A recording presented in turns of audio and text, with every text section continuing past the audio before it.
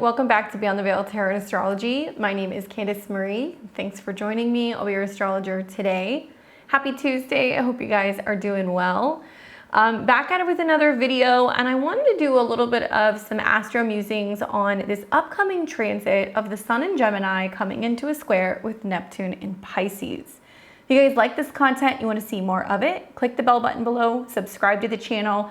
That way you're alerted as to when I have new videos. I'm here every Tuesday, Thursday, Friday, and Sunday, trying to make sense of what's going on in the cosmos. Don't forget to like, comment, share, and subscribe. Give me a thumbs up if this video helps, and let me know in the comments below what you think about this particular square. We're gonna go a little bit deeper, and we're gonna talk about some fixed stars today. But if you happen to have any planetary placements around 29 degrees of Gemini or Pisces, I would especially like to hear from you and get your hot takes on these placements. All right, so if you guys are watching on, let's pull up today's transits here. There we go. Doing this a day early. So you guys are watching on the 18th. But you're going to be feeling this transit, this building square, pretty much between now and the 21st of June, 2024. We're watching the Sun come to the tail end of Gemini, and right before it ingresses into Cancer, we're going to see a 29-degree square between the Sun and Neptune. Now, there's a lot to unpack here, but the more that I was looking at these transits, I was like, I can't really skip this. I really need to kind of dig deep and do a little bit of investigating and try to kind of peel back some layers to better understand or even like demystify some of the aspects that are going to be playing out with this square. Now, we've got two fixed stars that are really being highlighted with conjunctions, both from Neptune as well as the Sun. So they're going to be in the spotlight, and that's really what I wanted to talk about in this particular video, and how it's going to give us a little bit more context. And like I said, I was diving deep and I got really into like the mythology of these particular fixed signs, and it makes me, fixed stars, it makes me feel like there's going to definitely be this kind of like illusion type, mystery, confusing type vibe with the square. And I think that the fixed stars are going to give it a little bit more context. I also feel like it may be quite telling some of the events that happen this week, both collectively as well as in your own life. So let's unpack it a little bit. Let's talk a little bit about the two fixed stars that I'm going to be kind of touching on today. The first one is going to be around, it's got an orb of about a degree or so, anything from 29 degrees of Pisces, the last degree of the zodiac, to 0 degrees and change of Aries. Now, this is the fixed star Shiat, and it's just as crappy as it sounds, to be honest with you guys, and I'll get into why. But Neptune is conjunct this particular fixed star right now. Neptune moves very slowly. We're going to be seeing in the next couple weeks, both Saturn and Neptune will turn retrograde in Pisces, which is a whole other video that I'm going to do.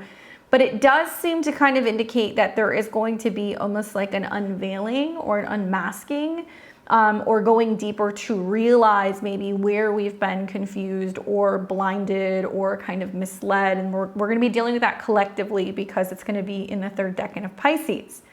But Shiat is traditionally at 29 degrees of Pisces. And then we're looking at the other fixed star, which is around 29 degrees of Gemini. And this is the famous Beetlejuice, right? You all know that movie. You say it 3 times and then he just kind of pops up and he's like, it's showtime. This transit makes me feel like we're definitely going to be having some of these experiences where we're kind of like, whoa, am my eyes deceiving me? Am I reading this right? Am I seeing things? You know, am I crazy? Which kind of adds to the flavor of a mutable square, which definitely does, I think, have us question our beliefs or our perception. And then you throw these two fixed signs into it and 29 degrees, and you've got quite a astrological formula that's pretty complex. But they're forming a square, basically. So as the Sun is coming into a square with Neptune, it's highlighting the themes of not only Neptunian themes like private places, spirituality, religion, retreats, prisons, hospitals, things revolving also around blurred lines. But the Sun in Gemini is highlighting where this is actually impacting how we communicate, what we think, how we share. And so it can be ripe with conspiracy theories. It can also be ripe with a lot of like misinformation and things that can be intentionally or unintentionally kind of like misconstrued. And the opening square says a lot, because this is the first square since the sun was actually conjunct Neptune earlier this year in March. So it's the first challenge, right? So the first challenge is the opening square. So the sun in Gemini is intellect, communication, travel, knowledge, information, and it's challenging something that has been kind of, I think, shrouded in mystery, or something that has been concealed, or something that can be something that can be really deceiving in a lot of ways. So we can be asking ourselves, well, can I trust things this week? Is all that it seems? You know, like I said, am I seeing things? So the question is, with this first challenge, with the square to Neptune, what is Neptune hiding? What is dissolving? What needs to go? Now, to make astrology work for you, you have to know your chart. So what you want to do is you want to pull your chart out and you want to look at where Pisces is in your chart. Okay, Saturn is there, which is trying to get you to make sense of things. It's trying to get you to focus more on making your dreams a reality. It's about tapping into your intuition. It's about taking time consciously to kind of pause and reflect before you take some kind of action. So it's kind of contradictory having Saturn in this sign and then also having Neptune in this sign, because Neptune kind of wants to take the edge off a little bit. It doesn't want to have boundaries. It does not want to be grounded in reality. It wants to sleep. It wants to drug. It wants to drink. And then Saturn comes in and it says, no, you know, we can't just do that. We can't just escape from our problems. We also can't blindly believe in things or put our faith or our trust in things if it's not solid, right? Which is why we've seen some kind of breakdown in terms of like leaderships just in general. So look at the house that Pisces is. That is the area of your chart possibly where you're feeling like, I'm going back and forth. I have my good days where I'm super focused and committed and dedicated. And then I have other days where I'm like, what is going on? What is the purpose? Where have I kind of like lost the path? Where am I not entirely as committed to this as maybe I should be? Or where do I need to be maybe also releasing and like letting things go, right? Because Neptune in these degrees can be about dissolving. Now, when we see mutable squares, all right, so the mutable signs, Pisces, Gemini, Virgo, and Sagittarius. A lot of these signs are kind of like double-bodied signs. They do represent changes and shifts and transformations, giving way to something that's going to be new. Mutable signs are always about change. So I think that mutable squares, although they can be confusing and they can definitely create some challenges in terms of our belief system or learning or our religious or spiritual beliefs, I feel like they handle square energy easier than some other signs. Recently, I saw some people making some comments in the comment section, and they were talking about, well, you know, what do the mutable signs rule? I live in the Northern Hemisphere, so just to kind of break it down for you guys, you know, obviously the beginning of the astrological new year is Aries, right? Aries season, when we have that sun ingress. And this is where we initiate. Cardinal energy initiates. So spring doesn't ask if it can, you know, come. It just shows up. You see all the animals come out. The snow starts to melt in parts of the world. We also see flowers bloom and like life comes back. This is the element of fire. Then we have Taurus season, which is fixed. Okay, so the fixed signs, Taurus, Leo, Scorpio, and Aquarius, they are fixed in their ways. They hold the fort down basically in that season. They are the mid energy of that particular season, the purest essence and form, because they just want to keep things going. It wants to keep it stable and consistent. And then we get to Gemini season, and this is when we're coming to the tail end of the spring, and the spring is kind of wrapping up a little bit. It's changeable. We can kind of sense that in the air that, you know, we're becoming social, we're going out and we're doing more, we're connecting, we're barbecuing, right? All that stuff. And this is where it's making way basically and changing something about the energy that then leads us to Cancer season. And then that cycle kind of starts over again. And then we have cardinal, fixed, mutable, cardinal, fixed, mutable.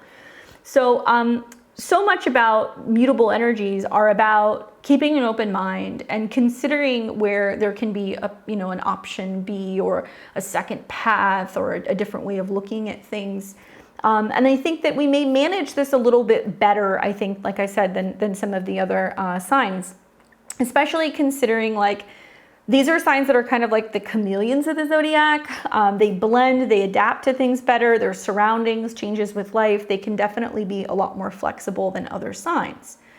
But when we see mutable squares, it's kind of like a cosmic game of Twister. You know, the energy is shifting, it's changing, it can feel a little chaotic at times, but don't worry. I think the chaos is not without purpose. I think this is really representing this week with this square, the challenges and opportunities for growth that comes with change.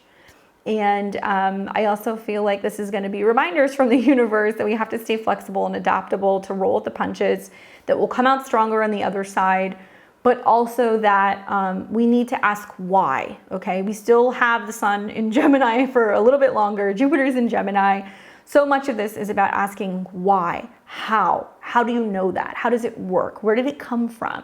Explain it to me, right? So we've got to stay curious in the midst of this. We can't just dismiss things, especially when it comes to, you know, communications and learning and anything revolving around, I think, overcoming the challenges of not getting clarity or not getting a response, or maybe even not having the answer and needing to go and source or cite something, because Gemini can quite literally be about going and looking at a book or looking up a definition or looking at a website, and questioning things, not for being mischievous or trying to be, you know, a bit of a problem, but because we want to know more, we want more context. And Saturn and Neptune is not going to want to give that to us. Now, more on these particular stars. I want to focus more, obviously, I'm going to start with the sun, because that's where, you know, the square is actually kind of taking place. And this is the sun in conjunction to Betelgeuse. Betelgeuse is found actually, so it's a bright red star. There's some talk about it getting ready to go supernova here pretty soon. So I'm wondering if that's going to like happen during the Jupiter transit next year. But it's a bright red star, and it's on the shoulder of Orion. And the name comes from the Arabic terms, which means hand of Juza. And that's an ancient term for Orion. Now, in Egyptian mythology, Betelgeuse was associated with the god Osiris, the ruler of the underworld. So it's kind of like Pluto. And the star's red color was seen as a symbol of the blood spilled between the battle of Osiris and his brother Set. So that's kind of the mythology behind it. When I think of this particular star, I think of connections to Mars. So there can be kind of like this battleborn energy that can kind of come up. It is this energy that's also connected, I think, to almost like an action figure, or like a Tony Stark character, like Iron Man, you know, somebody coming in and putting on the suit, and they're just like unstoppable, and they can, you know, really just like take anything on. So the sun conjuncting that star may show where heroes are emerging, or where people who are willing to take action, right, with the mind, Gemini, and where that's starting to kind of challenge things that have been shrouded in mystery, or people are saying, don't ask questions, or I'm not going to give you the information. And really the key here is working with your intellect and finding ways to be able to shine in a way that, you know, is going to be more about conversations, communication, information, learning, and data. Now, Shiat, on the other hand, so this is 29 degrees of Pisces. This is where Neptune is. It's part of the constellation of Pegasus, and we all know Pegasus, the winged horse, obviously, you know, from Hercules.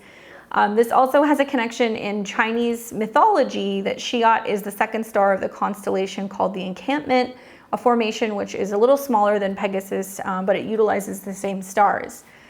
If you look at the lunar mansions, okay, so the 28th lunar mansion, which functions kind of like the Western zodiac, there's a focus on the changing position of the moon here. In Greek mythology, we have Pegasus as the divine winged horse, born from the blood of Medusa. When the hero Perseus beheaded her, Pegasus was tamed by the hero who rode him and defeated the Chimera. So Shiat, being a part of Pegasus, is thus associated with the mythical horse's story, right? Now, Shiat has a reputation that's a little dark. So truth be told, you know, it does have an association with like energies of kind of like a black hole. This is the last degree of the zodiac also, so this is like where everything kind of like melts together, and then we see the ending, some big completion, and then we see 0 degrees Aries where it's reborn. So there is this kind of like regenerative side of it. There is this kind of like past life, overcoming, you know, cycles in past lives, and like finally kind of getting to that completion and conclusion before we move on to the next thing. There definitely is some negative connotations to Shiat. I think a lot of astrologers will agree that there is a connection there. And a lot of that is associated with heavy stuff like tragedy, misfortune, and even suicide. So me personally, I kind of see like Shiat as the grim reaper of the zodiac, you know, kind of lurks in the shadows, ready to kind of, you know, end something or take something or kind of conceal something. And it has connections also to the sea, floods, and shipwrecks. Okay, so these are the three things that we see that are connected with that. Having Neptune there, which is the god of the sea, you know, I think is going to bring more of this stuff up. Obviously, in the next like 2 years, we're going to see Saturn come into conjunction with this degree right before it ingresses into Aries. And we will see Neptune and Saturn really all the way until the beginning of 2026 go back and forth over this degree. So certainly we're going to see collectively more issues with flooding. We may see more issues and incidents with boats. There's no coincidence that this has been happening, as we've been seeing some issues that have been going on with bridges and barges and things like that, because Saturn is structure. So when we see Saturn getting really close to Neptune, we start to see where there is actual structures that are breaking down. Now, whether that's through manipulation, that can be the realm of Neptune, or this is just stuff that's weather related or things that are, you know, kind of just literally dissolving and no longer kind of solid. I think we will see more of this stuff. So we got 2 years of kind of feeling this out. But I think that as far as I'm concerned, in a personal sense, I've seen for clients, you know, this star more so associated with things like loss, sadness, you know, sometimes death, certainly mental, emotional health issues as well, that definitely comes up. So it's not going to feel like all rainbows and unicorns, right? But I would say don't despair, because I think that even though it has a reputation for doom and gloom, I really see this also as like the universe's way of reminding us that, you know, we have to be honest with things in life, and we have to come forward and basically be like, you know, sometimes we do have to tell the truth, even if it's harsh, even if we don't want to hear it.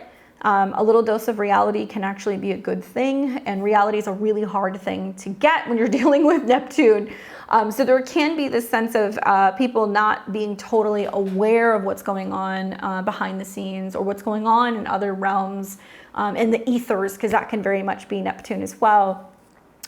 I think that this is also about just acknowledging that there can be some darkness, and even in the darkest nights, the stars still shine. So we see this like conflict between what is hidden, what is cast aside, what is not, you know, being shown, what hasn't been unveiled, some kind of potential sabotage or some kind of like spiritual issue that's going on, that's being challenged by the Sun conjunction to Betelgeuse, and it's about coming out with it, right? Talking about it, making this connection, you know, discussing and relaying information and being able to kind of move through it. So with Neptune conjunct this particular degree, it's kind of like trying to find your way out of a fog-filled maze, and you're blindfolded, okay? And so there's so many different layers of things that's keeping you from being able to see your way through something. This is the planet of dreams and illusions, and as it's connecting with Shiat, there can be this feeling of being confined and restricted, right? And so it can mean that we're so emotional, we don't know how to find the words. It can mean that energetically or spiritually, you know, we're just kind of feeling sluggish and we're feeling stuck and we don't know how to get out of a rut. And then we start to see, obviously, you know, the Sun Betelgeuse conjunction coming into the square is going to make us question what's real. And are things just a figment of our imagination? Are we seeing things? You know, something I've noticed recently, and I saw somebody post about it on Twitter, so now I don't feel crazy. But I've heard people talking about being like, is anybody noticing that they're seeing more kind of shadows or things like from the peripheral of their eyes? I don't know if you guys are watching my videos, you know exactly what I'm talking about. Sometimes you can just kind of see stuff and it'll catch your eye and you'll look really quick and then there's nothing there, right? I'm noticing this happening more and more, okay? Like more and more. So I'm kind of like, okay, something's going on. I don't know if it's energy of stuff that's around. I don't know if we're starting to see the veil kind of get thin with some of the squares that have been going on with Neptune. I don't know what it is, but I'm definitely noticing it a lot more. And I think that it can be about energies that are trying to kind of break through and connect with us, or maybe we're ascending. We're becoming more aware that there's more than what meets the eye. There's other dimensions and things and beings that are kind of like around, you know? I think about, you know, the research that I did on Shiat. One of the things that I saw is that when Neptune is conjunct this specifically, it's known for creating prominent inventors. It's also really big for occult or psychic matters. It can also be big for persecution and people being persecuted for the things they believe or the things that they say or the things that they practice, especially when it comes to religious matters. It can also create accidents, and there's danger of drowning with Neptune. Obviously, water conjunct this particular star. It says that the danger of catastrophes such as floods, shipwrecks, mining incidents, airplane incidents, or suicide can kind of come up. Obviously, sensitive subject for warning. And so, okay, possibly. I think that this can be about some of these topics kind of making the news more, although I can't discount the potential of some of these things happening over the next week and kind of making headlines, especially because, well, Gemini deals with media. But when we look at like the Sun conjunct Betelgeuse, it's like stepping into the spotlight and taking center stage. So now you want to look at Gemini in your chart, okay? And the Sun is there, so it's been highlighting for the last several weeks where there is a need to communicate more, where there's a need to change, to move around, to travel, to learn, to communicate a different perspective maybe. Jupiter is there, it's going to be there all year, so that's also kind of highlighting some of these themes. But Betelgeuse is associated with leadership and ambition. And as it joins forces with the Sun, it's about our life force. It's also about our ego. So in a way, we could see this as like the universe giving you like a cosmic high five and saying like, go forth and conquer, you know, like go do it. Even though you may question, square to Neptune, how it's going to play out, how it's possible. If it's even, you know, like probable, there can be a sense of being like, well, you know, I lack faith, Saturn, Neptune. And that Sun in Gemini is like, you know, the feedback that you get from a friend, or the encouraging text message you get from a family member, or maybe it's you going and reading some kind of spiritual text, Jupiter's in Gemini, or referencing, you know, verses of something that gives you that confidence, that reminds you that you can do it, and that you have to kind of believe in order to kind of make it happen. Now, does this mean that it's a call to, you know, Gemini archetypes to wake up and be bold? I think so. I feel like we're going to definitely see a lot of Geminis, especially throughout, you know, this last Gemini season. I know it's been a little rocky with some of the squares, but I think we may see both Gemini placements as well as Gemini archetypes wake up. I also think there's the potential to be blinded by ego and a sense of just hopeless, inglorious, blind faith and trust in something that may not necessarily be as stable or secure as you think it is. But when I talk about Gemini archetypes, I'm talking about bloggers, I'm talking about writers, talking heads on TV, radio. This is also about newspapers, magazines, any type of journalism, okay?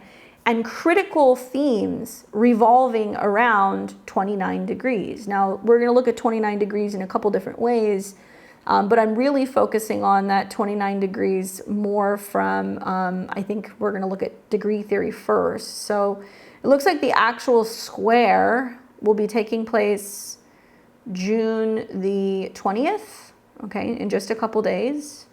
And it looks like it's going to happen around midday. So 29:54 minutes, 29:53. So that's the square.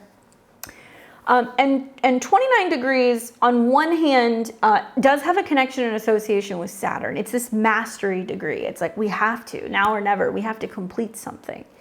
And remember that the whole focus with the Sun in Gemini is to make sense of something, to explain something, to learn something, and to come out of something where we've been lost or confused or we don't know how to find our way forward. So maybe we're mastering the art of communication. Maybe we're finally not self-sabotaging. Maybe we're finally, you know, calling people back, responding to emails. We're finally addressing something that we've been kind of delaying or afraid to talk about or ask questions about. And so it has that connection to Saturn of trying to kind of finalize something and master it, but it also has a connection to Leo. Because 29 degrees in degree astrology is associated with Leo. So Leo being things like love, drama, entertainment, right? It can be about big news coming out in regards to celebrity gossip, right? Especially with some Neptune kind of squares in a mercurial sign, we can hear some gossip stuff coming up. But also I think about children, I think about joy. I think about how there is a direct connection with Leo and leadership. So I think about power and leadership, world leaders, right? So Sun square Neptune can be like a sense of feeling disempowered by being like, oh, I forgot my line, you know, when I'm giving a speech, or you know, not remembering somebody's name, or not remembering key information or facts, and then coming off as not prepared, not mentally equipped, not sharp enough, and maybe even not paying attention, or you know, not being the person for the job, because there is this blind spot with Neptune. Sun conjunct Betelgeuse puts an emphasis on, obviously, interest in the ability for occult and mystical subjects, so that's coming up with both of the stars. But it also has associations with diseases, fevers, honor, and you know, endings that can really kind of ruin somebody's reputation. It's really connected to sports, legal, and marital matters dealing with the public. And with this conjunction, there's also a present danger of losses in just one swoop. And you can gain fame and wealth, and then boom, you could lose it. Now, people who have their sun conjunct Betelgeuse are Prince William of the UK and Boris Johnson. Both of them have their sun in conjunction to this particular star. Interesting that all of the stuff going on with like the Where's Kate situation, and then recently, you know, she appeared and people are like, what's going on behind the scenes? So that theme of Neptune, you know, something shrouded in mystery, she's been missing for 6 months. We hear that, you know, Princess Kate has the cancer diagnosis, and then we hear nothing except for a bunch of weird, supposedly AI generated images, Pisces. And then all of a sudden she makes an appearance recently. I'm not from the UK. I don't stay on the up and up with all of that, but I find that interesting with the connection and the association with marital matters, dealing with things in public, and also there potentially being issues with acute diseases. So yeah, so that's kind of interesting to see how that manifests. Now, when we look more at the Sun-Neptune square, I want to read to you guys a little bit about that. I'm going to pull up my planets in transit book by Robert Hand, and hear what he has to say about the square.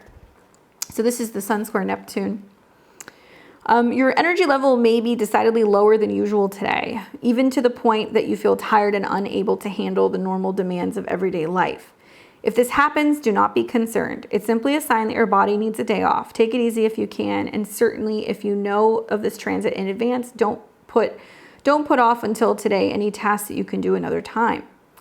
This can also affect you psychologically. You may feel discouraged and beaten down by the circumstances. Again, do not take this mood seriously. It's just a passing phase. However, these feelings should make it clear that it is not a good day for work that requires self-confidence and courage. You just won't have it. And if you do take on an ambitious project, you may later discover that your objectives were totally unrealistic and impossible to attain. Sometimes your feelings of inadequacy may tempt you to avoid direct confrontations with people and even take a more devious course of action than usual. The responsibility for such tactics lies directly in your head. Don't be surprised if they work against your best interest. You're probably not clear-headed enough to pull off a convincing deception. Also, it's important to be careful about what others tell you, for they may try to deceive you as well. It's possible this transit will stimulate innate idealism, which by no means could be bad and could produce a beautiful moment in your life today. It could also make you want to reach for an unrealizable goal, which is particularly discouraging in your view of the low energies you probably feel. Use your common sense even about ideals, and above all, deal with what's real in the world as it is. You can work to make it what you want, but don't assume that you have it already. Don't get discouraged by the gap between your ideas and reality. And that's so perfect. That's why I wanted to read this to you guys, because Gemini is about ideas. And Pisces deals with, well, is it real? Is it not real?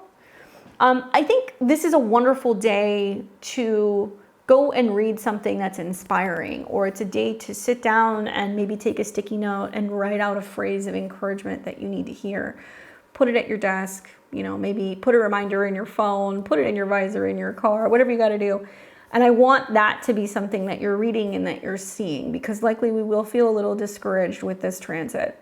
It can have us asking, where am I going? What is the point of life? What is happening? What's the purpose of this all? Is there some kind of divine lesson in all of this? And it feels very topsy-turvy because of the square. We can be feeling very confused. It does bring confusion and illusions front and center. We can kind of be feeling like we're living in a daydream the couple days that this is taking place. And I think that we can also be more empathic. Neptune can make us kind of feel like a sponge. We're like soaking up everything that's around us. And we can find that it's hard to distinguish fact from fiction. So it's like trying to solve a puzzle, but somebody keeps changing the pieces and we just can't quite put the pieces together. But on the bright side, the Sun-Neptune square can definitely open us up to creativity and intuition. You might find yourself drawn to artistic pursuits or spiritual practices. It's like the universe is giving you a cosmic nudge to explore the depths of your imagination. Just be careful not to get lost in the clouds, and you might find yourself kind of floating away from reality altogether. Now, in terms of relationships, this can bring a lot of misunderstandings and miscommunications. It's like trying to have a conversation with somebody and you're speaking a different language. There can quite literally be translation issues and issues being able to understand where somebody is coming from, or issues with dialects. Gemini does deal with language. You might find yourself questioning the intentions of others or feeling like you're being deceived. And I think it's important to stay grounded and communicate clearly during this time. We will see in the next couple of weeks, Mercury is going to continue to keep moving through Cancer, and it will form a trine to Saturn. So we have better dates for communication, signing of contracts, planning things that is coming, but it's coming after this square where we feel like something is kind of breaking down. Now, more on the 29 degrees and that infamous anaretic degree. So if you've heard that term, 29 degrees, and the anaretic degree, it's basically like if you have this in a natal chart, and we can feel this in transit too, but if you have this in a natal chart, it's like the universe's way of saying you will master this in this lifetime. Okay, so you have to take into consideration the planet, the theme, the sign, the house, and how it's aspected. And in transit, it's like the universe's way of being like, hey, you thought you dealt with this? Yeah, no, you didn't deal with this. We're going to deal with this again, especially when we see Neptune retrograde here in a couple weeks. Now, the last degree, the anaretic degree, is the last degree before it transitions into a new sign. So, like I said, what we'll see in 2025 and 2026 is that Saturn and Neptune will be going in and out of the last degrees of Pisces and then into Aries before it finally moves into Aries, and they will conjoin in, I believe, February of 2026. And so it almost feels like we're trying to squeeze the last drop of the energy before it moves to the next sign or like the next adventure. So when a planet is here, it feels like there is a to-do that we have to do. And I think 29 degrees Neptune, we can feel crazy. We're like, oh my God, I got to get this done. How am I going to make this happen? And it can make us like really stressed. And there can be a sense of urgency that can come with that. We can kind of feel like we're racing the clock to kind of finish something, and that the universe is kind of pulling the rug out from underneath us. Now, I think people who have 29 degrees in their natal chart, these can be people who have like old souls, especially if you see several kind of popping up throughout the chart. They've already mastered these lessons, and it's almost like they're coming into this lifetime and they have that knowledge. So they may be able to master that particular planet in that house a little bit better than some other people. And they may be teachers in some regard in regards to those particular topics. I would not call this smooth sailing. I think a square between anything, especially Neptune, is definitely going to be clouded with doubt and miscommunications and misunderstanding and things that can also be kind of like warped or manipulated. But 29 degrees adds that extra anxiety and stress where we're feeling like we're rushing to kind of finish something. You know, I think of it as like we're trying to run a marathon and we have a sprained ankle. We're like, okay, you know I can get to the finish line, but like it's not going to be pretty. I also think that there's a whole other side of this, that it's also just saying, you know, we got to kind of buckle up and get ready, because it can be a bit of a wild ride. You know, Gemini is about walking, talking, texting, emailing, driving. And it's very clear that when it comes to these types of mercurial things, like we have a blind spot the next couple of days. There's things that we're not going to see coming. There are storms that may likely come from this, because the mutable squares do deal with storms. There may be storms that suddenly come in that people don't anticipate are going to hit certain areas that could produce flooding and issues with transportation or issues with communications. That's something else that I'm kind of anticipating might happen, especially as we're seeing the moon moving through the sign of Sagittarius, coming into the opposition with the sun in the square to Saturn, and we're actually coming into what's going to be a full moon energy that we'll have in Capricorn just a day later. So this buildup between Sagittarius and Gemini is very much about communications, learning, information, travel, you know, things pertaining to kind of philosophy, religion, belief systems. And Saturn and Neptune are kind of the focal point. So it's basically saying water is rushing in, intuition is rushing in, emotions is rushing in. Could that cloud, you know, how we communicate? Does that affect what we think or what we say? Can emotions be something that can, you know, cloud our thought process? Possibly, you know, with the square, that is possible. But I was looking at the 29 degrees, the Sabian symbols, and I really felt like I wanted to read 28 and 29. So usually I read just the 30, right? So we round up, because this is almost 0 degrees of Cancer. But I wanted to read you guys 29 as well, because I think it's really significant. So the Sabian symbol for 29 degrees of Gemini, the first mockingbird in spring, the keyword is quickening. The theme is awakening. The symbol speaks to self-strengthening and also refinement through the aesthetic experience. The image of the first mockingbird in spring symbolizes the awakening of an individual to his own potential. It emphasizes the necessity that an individual be able to articulate or clarify himself with what he hopes to achieve in life. This degree alludes to the rehearsal, imitation, and the value of vicarious experience. The implication here is that aspiration is the springboard to success. On a practical level, this image suggests a wake-up call or a need to pay attention to something that's been overlooked or neglected. At its highest, it represents the natural talent for inspiring, motivating others, an intuitive gift for recognizing opportunity before it fully develops. Watch for a tendency to irritate others by being too pushy or bossy. The accent is on hearing the call to action. A new opportunity or important news may be announced today. Your greatest advantage lies in paying attention, and the early bird catches the worm. Guard against speaking up too soon or irritating those around you by voicing your opinions too loudly or too strongly. Stepping stones are awakening, announcement, wake-up call, greetings, articulation, imitation, stimulation, inspiration, beckoning, quickening. I like that it talks about not overlooking something, because I feel like squares to Pisces can be like, oh, I didn't see that, or it went missing, or it slipped my mind. It's very, very Gemini square Pisces-esque.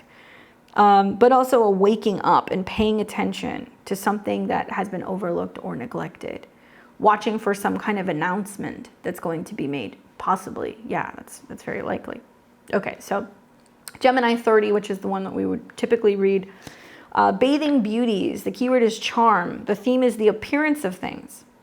The symbol speaks to personal excellence, that it's in its innate and genetic in nature. It also speaks to the necessity that man learn to stand on his own 2 feet and become self-reliant. An individual falls short or betrays himself when he refuses to make his own decisions and accept responsibility for his own acts and behavior. The image of bathing beauties alludes to the vanity, superficial appearances of nature and all physical things. Implicit in this degree is the principle that men gain self-confidence and are willing to be themselves only if they accept and appreciate those elements of themselves that cannot be changed or destroyed. On a practical level, this image can indicate over-concern with appearances of what others think and say. At its highest, it represents charm and the ability to transform the normal and ordinary into exceptional and beautiful. Watch for immaturity and narcissism and conceit. The accent is on superficial appearances. So your greatest advantage lies in making what you have work for you. Use charm and put your best foot forward. Guard against accepting things at face value. They may not be what they appear to be. Try not to let praise get to your head. So stepping stones would be appearance, charm, allure, confidence, beauty, attractiveness, vanity, conceit. So that's the other side of that kind of Neptune square is like, is this too good to be true? Does it sound too good to be true? You know, like, can you trust this? And the appearance of things, superficial appearances. You know, I think of things that are manipulated or distorted, or where the sound has been changed or the wording has been changed, where there has been something that has been concealed intentionally that is connected to text, documents, interviews that are heavily edited, you know, documents that are redacted, things that have not been publicized, or things that are quietly added and kind of slipped into the media or websites or things that people would not see. That's going to be the trick, right? Is trying to figure out what those things are. All right, so some of my thoughts, something that came up for me is that, you know, Jupiter is the dispositor of Neptune, okay, because Jupiter rules Pisces. And we've got Jupiter in Gemini. So obviously this is about sharing information, shining a light on truth, speaking truth, sharing truth, in the pursuit of truth. Jupiter obviously doesn't do as well in this sign. It can get overstimulated. It can be juggling too much, right? So it does have that not really working for it. Now we've got Mercury as the dispositor of the sun, okay, because the sun is in Gemini. So we're looking at what's going on with the sun. And Mercury's in Cancer, right? So it's about tapping into inner wisdom, focus on intuition or the past in some way. Mercury is also in the sign where Jupiter is exalted. Jupiter is exalted in Cancer. I feel like we're going to get a lot further with intuition than we are with logic with this transit. I mean, obviously, if we've got planets in Pisces, which are in a superior square, now there's a fine line between being intuitive and being crazy. I know, I walk that line every day.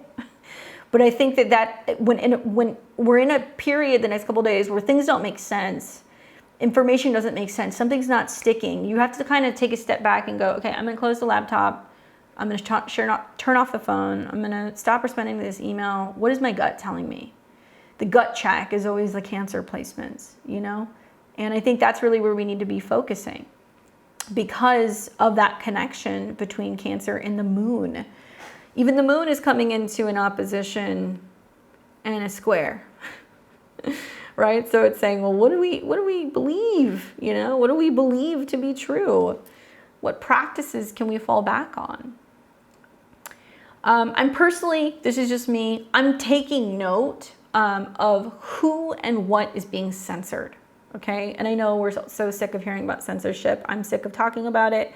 But this is a theme because we do see that the sun is squaring both Saturn and Neptune. You see, we saw the sun, we saw Venus, and Mercury all come into the square with Saturn before it squared Neptune. So it was like there was this limitation. Nope, we don't talk about it, right? We're removing it, or, you know, this is being cut off, or, you know, this particular journalist is being choked, you know, energetically in terms of being able to communicate.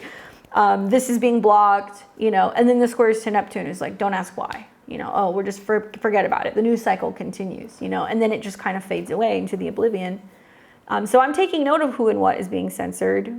I think that for me, it's like when we ask why, or when we're questioning a narrative and we're not getting a response, we're not getting clarity, when we're practicing, you know, critical thinking skills, where we're thinking, Gemini, and communicating, right? And sharing and learning. When we hit these roadblocks, when we're not getting answers and we're not getting responses, that's a big red flag for me. I've said to you guys many times, pay attention to what happens during Gemini season, because what we will see in August and also December is Jupiter and Gemini will get squared by Saturn. So we're going to see more of Saturn pulling a lasso on Jupiter, being like, nope, don't go into that topic. Don't talk about this. You know, you ask those questions and, you know, you suddenly may not be a news anchor. You may not be a journalist for certain platforms anymore. I feel like this is also about getting our facts straight. And this is about having sources, being honest, telling the truth when it can be a very difficult time to find the truth. It can be about finding the truth within ourselves. Even if we're not getting the answers that we need from outside of ourselves, it's more about what we think, what we're saying, what we're doing. Because Gemini is very personal versus all those planets in Pisces, which is very much about the collective. So if collectively there's been this theme that's like, don't ask, don't tell, we don't talk about certain subjects, we don't discuss certain things at the dinner table, we don't ask questions about certain leaders or authority or rules or regulations, why don't we talk about that? And has that become ingrained in our mind, right, Gemini, that there are certain topics that are taboo and they should not be discussed? And has that perpetuated this cycle of actually having issues with being able to talk about these things as a society? Just some food for thought. Getting your facts straight. It's going to be hard to get answers to things. I think you guys are going to do a lot better a couple days later as Mercury's starting to come into a trine with Saturn. Right now it's about kind of thinking and reflecting, and if you're feeling like it's too much to push something or to have a conversation or to get clarity, like just wait until some of these planets start coming into a trine with Saturn. It feels very topsy-turvy, Mad Hatter, Alice in Wonderland. I know I did another video at some point in the past where I talked about Through the Looking Glass and how through that whole storyline of like Alice in Wonderland, everything is like whimsical and so otherworldly, and it changes sizes and perceptions, and it really kind of like, it's very creative, it's very imaginative. And I think that's maybe the positive side of when we're seeing planets that kind of come into a square with Neptune, is that it can feel like very cartoony, but it doesn't necessarily mean that it's real. And I think that that's what we need to kind of remind ourselves, that a lot of things right now are going to be an illusion. And I just break it down and think about the archetypes of Pisces Neptune as kind of the prophet, right? The priest, the almost like the Hierophant, especially with Saturn in Pisces. The person that you go to get the answers and the perspective, and somebody who's going to kind of guide you and be the way shower. And Gemini is the apprentice. They're the student. It's the child. And Gemini is supposed to ask who, what, where, when, why, right? We all learned that in school. It was part of, at some point, whether it was, creative arts or your writing class, or when you were learning to write current events, those are the things that we learn, those questions that we need to ask whenever we're covering current events. I distinctly remember that. And so I think that so much about the Gemini energy in the square to this is that when we're asking those questions and we get a wall that's put up, or we're getting excuses, or we're getting lack of responsibility or denial, or websites or articles or things that are vanishing, kind of concerning. I think that Saturn in Pisces is really showing us where there are some themes of blind faith. And Neptune can be where that actually leads to a collective undoing, right? We're just trusting in something because we're told to trust in it, because leaders tell us that, because elders tell us that, because Pisces type of entities tell us that. But with both Saturn and Neptune, they've been pulling the puppet strings kind of behind the scenes, right?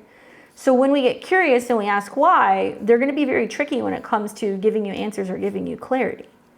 So the question is, what do you do, right? What do?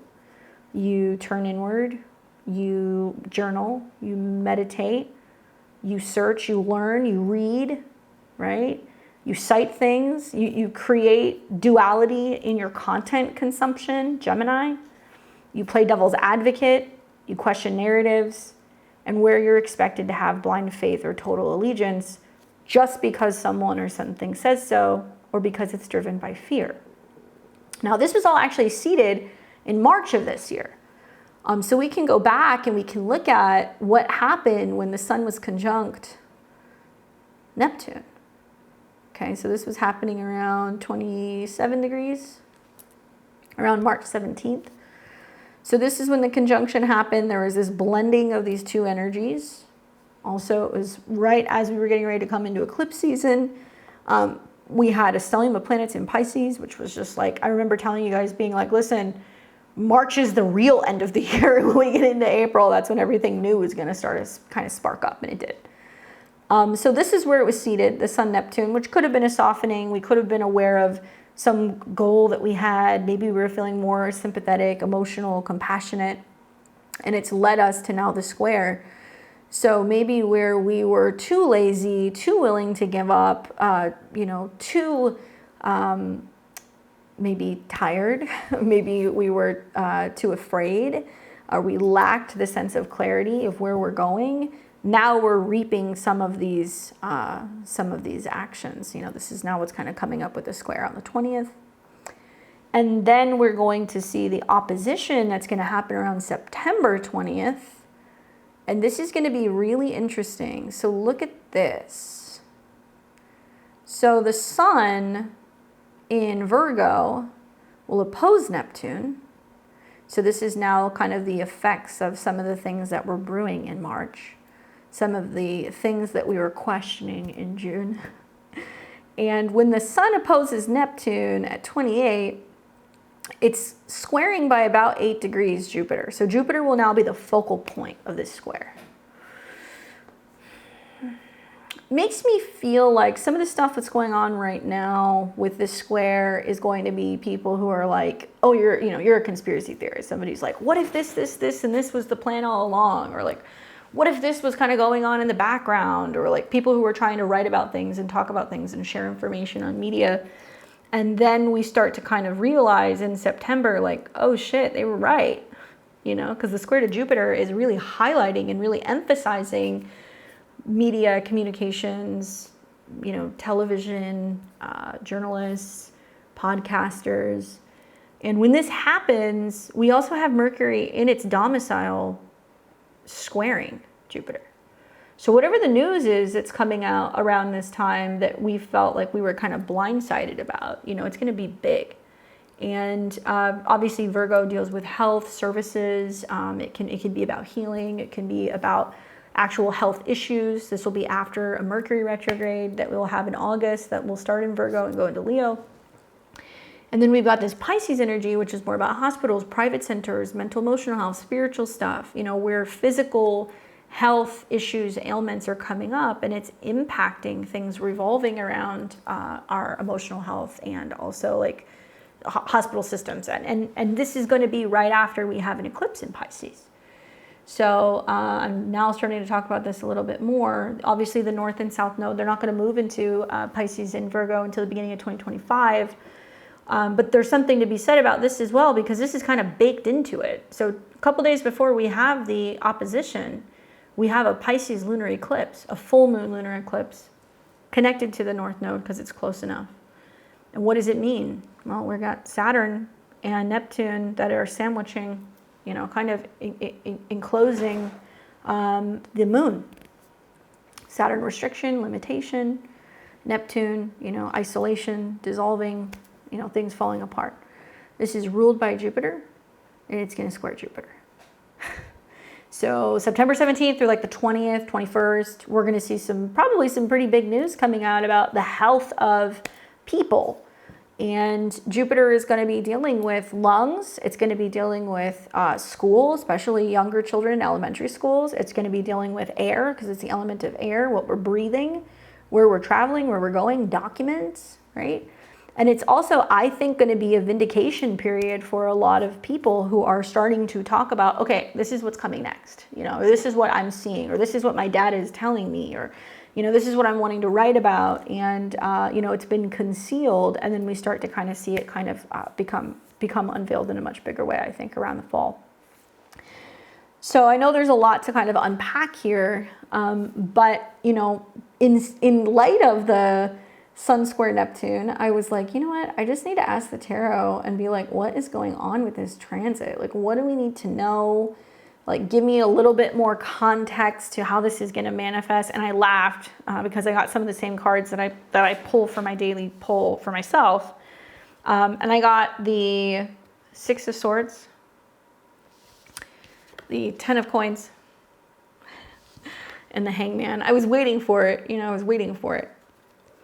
And so when I put that together, when we think about, especially, remember I said, there could be issues with traveling and transportation and issues with water or flooding Just looking at the image of the Six of Swords, obviously this is a card that's about moving on to calmer, spaces and places, but it can be about travel over water, things that involve boats.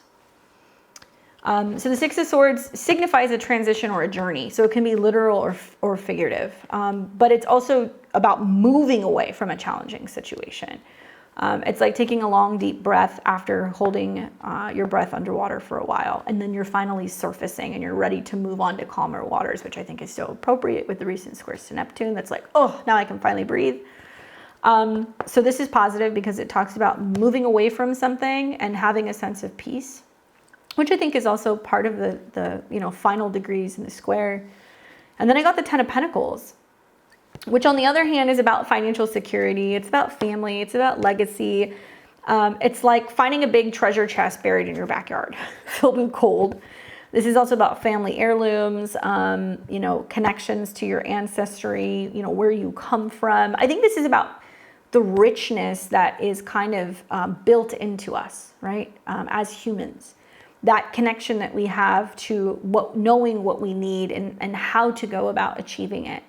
This can also be a card that's about material success, though. So it can be saying, moving on from a period where, things have been kind of turbulent and we're leaving something only to gain something so much better, so much more support, so much more stability and wealth and health and family. And then the final card that I get is the Hangman, right? And it's a bit of like a wild card, pun intended. This is the card associated with Pisces or Neptune. It's about surrender and sacrifice, letting it all go. And it's literally being like, I'm observing, I'm watching what's happening. All I can do is just observe and watch what happens, and whatever comes of it, and that's what's meant to be. And not feeling like you need to intervene or disrupt the process of what's meant to be unfolding right now, which is very Neptune. So it's like, well, I can think about it, write about it, talk about it, but ultimately whatever's going to happen is going to happen. And having to kind of wrap your head around the fact that situations may change. So when I put them together, you get a cocktail of change, stability, and surrender. And it's kind of weird because it's backwards when you think about it. The change, stability, surrender. We surrender to the fact that we realize we need to be making major changes physically and financially, and also to our physical experience, and then we move on to calmer waters. But it's interesting that so much about the mutable squares, it does seem distorted. It can seem flipped or reversed in some way. It can seem kind of like off the wall or backwards. So I think it's all perfect. I think it's really about focusing on these topics. Some of you guys might feel like it's about moving to a new city for a fresh start. And then you realize, you are blessed in so many ways. You make new friends, you get a new job, you end up, finding a new partner, you have a beautiful home, right? Because you took that chance.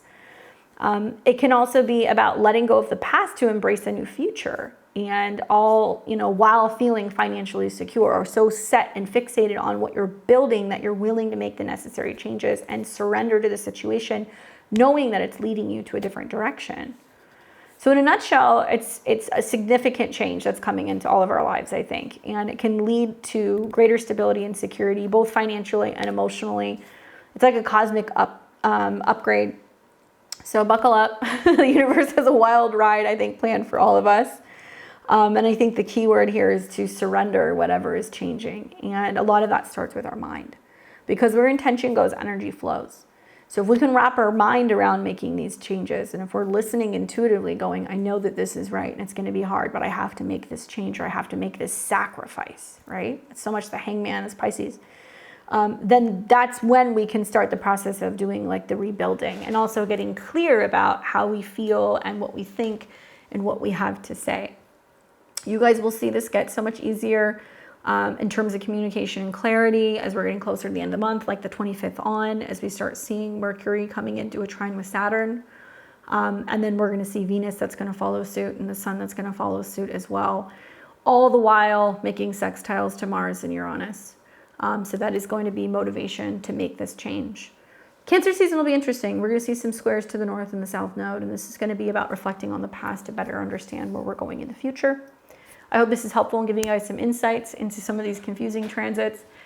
Do leave me a comment below. Let me know what you think. Are you feeling kind of the mystical, magical Mr. Toad's Wild Ride? I certainly am. I think about a couple days ago when we saw the moon move through Virgo and it opposed Neptune, and it was squaring the sun, and it was just like, for me, I have no mutable placements. It was very chaotic, and I was like, there's so many miscommunications and people are speaking different languages, and I just like had to like laugh because it was so damn confusing. So I'm anticipating some of the same. We'll see.